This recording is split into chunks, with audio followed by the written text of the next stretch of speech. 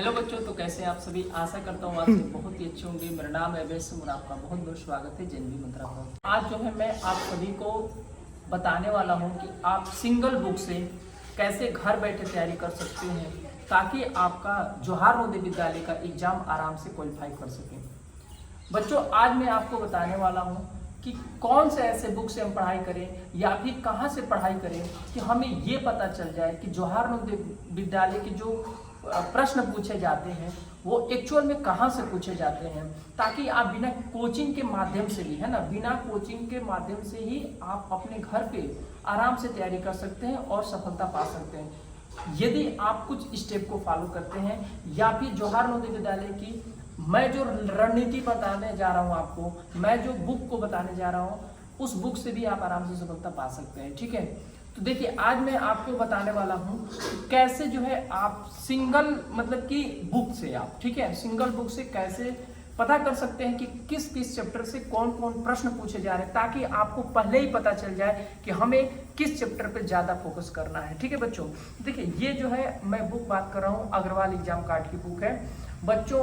ये फ्लिपकार्ट और अमेजन दोनों पर उपलब्ध है। आज मैं इस बुक के बारे में पूरा ओपन डिटेल डिस्कशन करने जा रहा हूं ताकि आप आराम से उस चीज को समझ सके कि कौन कौन से प्रश्न कहां कहां से पूछे जा रहे हैं, किस किस चैप्टर से ज्यादा, ताकि आपको उस पर ज्यादा फोकस करना है। यहाँ पर मैं आपको दिखा दूं, यहाँ पर देखिए सबसे पहले यहाँ पर जो चैप्टर पूरा दिखाई दे रहा है चैप्टर वाइज। यहाँ पर देखिए पूरा कंप्लीट ये गाइड है तीनों मतलब कि आपका जो 3 सब्जेक्ट आता है तो तीनों सब्जेक्ट इसके अंदर तो दिया ही है। साथ में जो मैं मेन बात कर रहा था कि यहाँ पे कि कौन कौन से चैप्टर से कितना ज़्यादा प्रश्न पूछे जाते हैं वो देखिए यहाँ पर है। ठीक है, जैसे यहाँ पर देखिए बच्चों मैं आपको बता दूँ, ये पूरा 6 साल का पूरा एनालिसिस करके ये इसको बनाया गया है कि जैसे मान लीजिए आपका जो रीजनिंग के प्रश्न आते हैं तो उसमें देखिए रीजनिंग में समानता वाले चैप्टर से कितने प्रश्न पूछे गए थे। तो यहाँ पर देखिए जो आपका 2024 में 20 जनवरी का जो पेपर हुआ था उसमें समानता से आपके 4 क्वेश्चन आए थे। नवंबर जो 2023 में जो पेपर हुआ था 4 नवंबर 2023 में, उसमें 4 क्वेश्चन आए थे। फिर 2023 में भी जो पेपर हुआ था उसमें 4 क्वेश्चन आए थे। ठीक है, अब यानी कि आप देख पा रहे होंगे कि समानता वाले से 4 प्रश्न बन रहे हैं।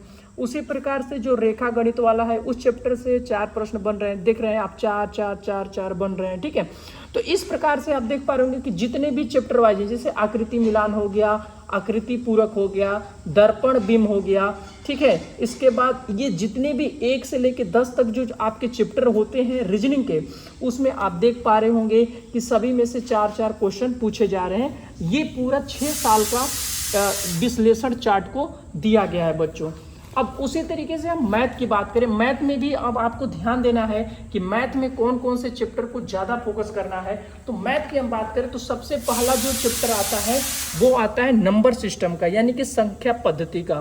तो बच्चों आप देख पा रहे होंगे कि यहाँ पर चैप्टर का नाम दिया गया है। ठीक है, और यहाँ पर देखिए ये जो है पूछा गया है यहाँ पे कि कितने प्रश्न आते हैं। यहाँ पर देखिए 5 प्रश्न आते हैं। जैसे कि संख्या पद्धति में देखिए 5 प्रश्न आए थे 2024 में। 2023 में हम बात करें तो 4 प्रश्न आए थे। 2022 में 4 प्रश्न आए थे। 2021 में 3 प्रश्न आए थे। 2020 में 2 प्रश्न आए थे। तो आप देख पा रहे होंगे कि 2021, 22, 23, 24 इस तरीके से आप देख पा रहे होंगे तो 4 से 5 क्वेश्चन जो है केवल और केवल नंबर सिस्टम से पूछे जा रहे हैं। ठीक है, उसी तरीके से हम यदि बात करें दूसरे चैप्टर की गणितीय आधारभूत संक्रियाएं, तो यहाँ पर देखिए 2024 में पूछा ही नहीं गया था बच्चों। ठीक है, यानी कि इससे 1-2 कभी कभी आ रहा है और नहीं तो नहीं आ रहा है। तो इस चैप्टर पे आपको ज़्यादा फोकस नहीं करना है, मतलब करना है लेकिन उतना नहीं। देख पा रहे होंगे कि यहाँ पे जो 6 साल का जो डाटा दिया गया है यहाँ पे, तो यहाँ पे आप देख पा रहे होंगे कि यहाँ पे 2024 में भी नहीं आया है, 2023 में भी नहीं आया है। ठीक है, 2020, 21 आप देख पा रहे होंगे कि ये पूरा खाली है। ठीक है, नहीं आया। केवल 2018 में 1 प्रश्न आया था, 2017 में 1 और 2016 में 2 प्रश्न आए थे। ये सारी चीज़ें हैं। इसके बाद हम भिन्न की बात करें तो भिन्न एवं दशमलव संख्या में देखिए यहाँ पे 2024 में 4 प्रश्न बने थे और 2023 में देखिए 6 प्रश्न बने थे। 2023 में यहाँ पर देखिए 1 प्रश्न बना था, 2022 में 4, यानी कि यहाँ पे देख पा रहे होंगे कि कभी 6 बन जा रहा है, कभी 4 बन जा रहा है। मतलब कि जो भिन्न वाला जो चैप्टर है आपका, इसमें कभी ज़्यादा बन जा रहा है, कभी कम बन जा रहा है। ठीक है, इसके बाद अगला जो चैप्टर है आपका वो एलसीएम और एचसीएफ है, ठीक है ना, जिसको हम लघुत्तम समापवर्तक बोलते हैं और महत्तम समापवर्तक जिसको बोलते हैं। तो यहाँ पर देखिए ये 2024 में नहीं पूछा गया है, ठीक है, यानी जो इस साल वाला जो पेपर हुआ था। लेकिन बाकी यहाँ पर पिछले साल के रिकॉर्ड को देखा जाए तो यहाँ पर देखिए पूरा पूछा गया है, ठीक है। उसी प्रकार से यहाँ पर आप देख पा रहे होंगे कि ज़्यादा से ज़्यादा जो फोकस करने वाला जो चैप्टर है वो नंबर सिस्टम हो गया, भिन्न वाला चैप्टर जो आपका हो गया वो हो गया, इसके बाद एलसीएम हो गया, इसके बाद देखिए वर्ग, वर्गमूल तथा घन, घनमूल से भी कोई प्रश्न नहीं बन रहे बच्चों। यहाँ पर देख रहे हैं एक आध क्वेश्चन वो भी आया है 2021 में और 2016 में आपके 2 प्रश्न आए हुए हैं, ठीक है। इसके बाद मापन के अनुप्रयोग, इसमें भी देखिए पूरा ब्लैंक है। सरलीकरण, ठीक है ना, जिसको हम सिंप्लीफिकेशन बोलते हैं, यहाँ पर देख पा रहे होंगे कि एक प्रश्न जो है पूछा गया था वो भी 2024 में, बाकी यहाँ पर ब्लैंक है। यहाँ पे फिर 3 क्वेश्चन बने हुए हैं, 3 क्वेश्चन। 2022 की हम बात करें तो 3 क्वेश्चन, 2021 की बात करें तो 3 क्वेश्चन।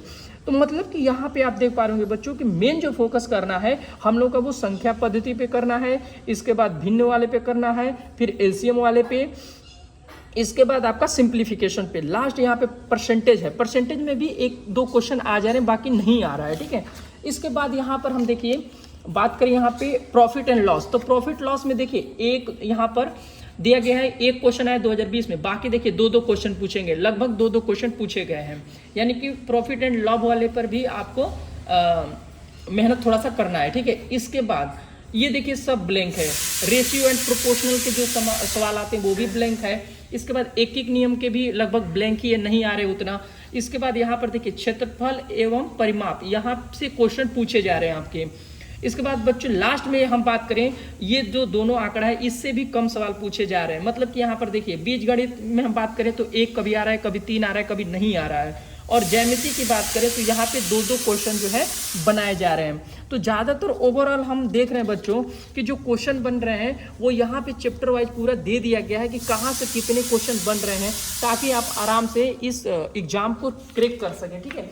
बाकी यहाँ पर देखिए हिंदी की हम बात करें तो हिंदी में केवल देखिए, हिंदी में केवल और केवल यहाँ पर ध्यान दिया गया है कि जो अपठित गद्यांश है बच्चों, वहां से क्वेश्चन पूछे जा रहे हैं, ठीक है। अपठित जो गद्यांश है वहां से 20-20 क्वेश्चन पूछे जा रहे हैं, ये ध्यान दीजिएगा, ठीक है। बाकी जो रिक्त स्थान की जो पूर्ति है वहां से 5 क्वेश्चन पूछ, इस तरीके से जो है आपको याद रखना है कि ज्यादा से ज्यादा आपको ध्यान देने वाली बातें हैं। मतलब कि आपको ओवरऑल समझ में आ गया होगा कि किस किस चैप्टर से हमें ज्यादा फोकस करना है, ठीक है।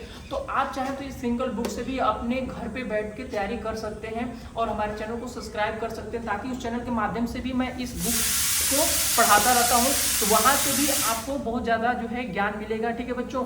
तो चैनल को सब्सक्राइब कर लीजिए और ये बुक आप चाहे तो परचेज कर सकते हैं, कोई दिक्कत वाली बात नहीं है। यदि आप पहले से खरीद लिए होंगे तो भी कोई दिक्कत नहीं है, ठीक है। यदि आप नहीं खरीदते होंगे तो आप इस बुक को जाइए परचेज कर लीजिए।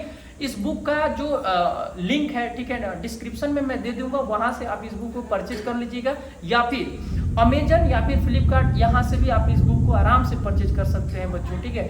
तो आई होप कि ये आपको जानकारी अच्छा लगा होगा। फिर भी कुछ भी सवाल पूछना होगा वीडियो से रिलेटेड तो आप कमेंट्स करके पूछ सकते हैं। आज के लिए इतना ही, फिर मिलेंगे अगली वीडियो में, तब तक के लिए थैंक यू एंड जय हिंद बच्चों।